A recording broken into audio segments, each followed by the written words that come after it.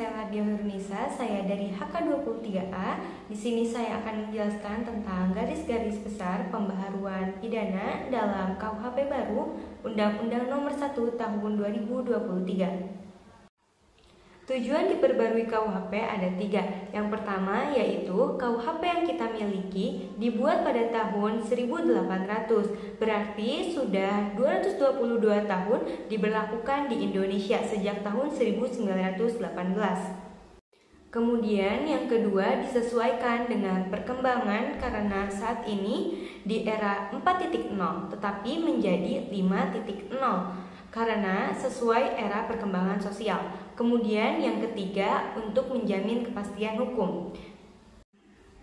Kemudian yang menjadi pertanyaannya, kenapa KUHP diperbarui? Yaitu karena KUHP lama sudah usang dan tidak sesuai dengan zaman sekarang. 3 pilar hukum pidana. Yang pertama ada tindak pidana. Buku 1 tentang aturan umum, buku 2 tentang norma tindak pidana. Yang kedua ada perluasan tanggung jawab pidana sebagai pengakuan atas keadilan. Kemudian yang ketiga ada pidana dan pemidanaan. Jenis pemidanaan double track system, yaitu adanya pemisahan sanksi pidana dengan sanksi tindakan. Kemudian dalam bab 2 ada tindak pidana dan pertanggungjawaban. Tindak pidana mencakup dalam beberapa hal, yaitu tindak pidana, pemufakatan jahat, persiapan, percobaan, penyertaan, kemudian ada pengulangan, tindak pidana aduan, dan alasan pembenaran. Kemudian pertanggungjawaban. Pertanggungjawaban mencakup 3 hal, yaitu umum, kemudian alasan pemaaf, yang terakhir yaitu ada pertanggungjawaban korporasi. Korporasi ini terdiri dari PT, kemudian yayasan, dan koperasi.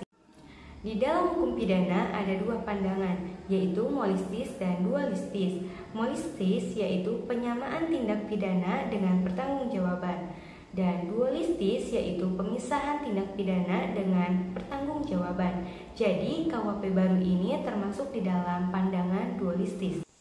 Bagaimana KUHP baru nomor 1 tahun 2023 mempengaruhi hukum pidana di Indonesia? Undang-Undang nomor 1 tahun 2023 tentang KUHP memiliki signitif terhadap hukum pidana di Indonesia seperti rekodifikasi hukum pidana.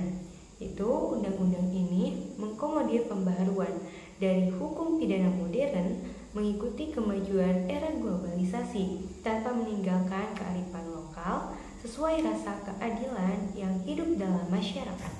Kemudian yang kedua ada demokratisasi hukum pidana, yaitu undang-undang ini mencerminkan paradigma baru dalam hukum pidana.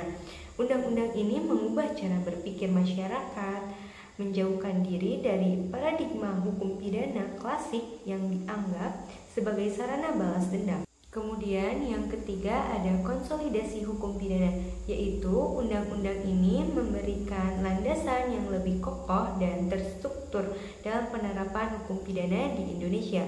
Dan yang terakhir ada adaptasi dan harmonisasi. Undang-undang ini berusaha menyesuaikan diri dengan perkembangan hukum yang terjadi sehingga dapat mendukung pembangunan nasional di berbagai bidang sesuai dengan tuntutan pembangunan serta tingkat kesadaran hukum yang dinamika yang berkembang dalam masyarakat.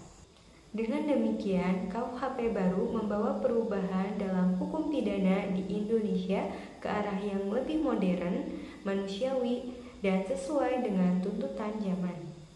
Mungkin hanya ini yang dapat saya sampaikan. Sekian dan terima kasih. Wassalamualaikum warahmatullahi wabarakatuh.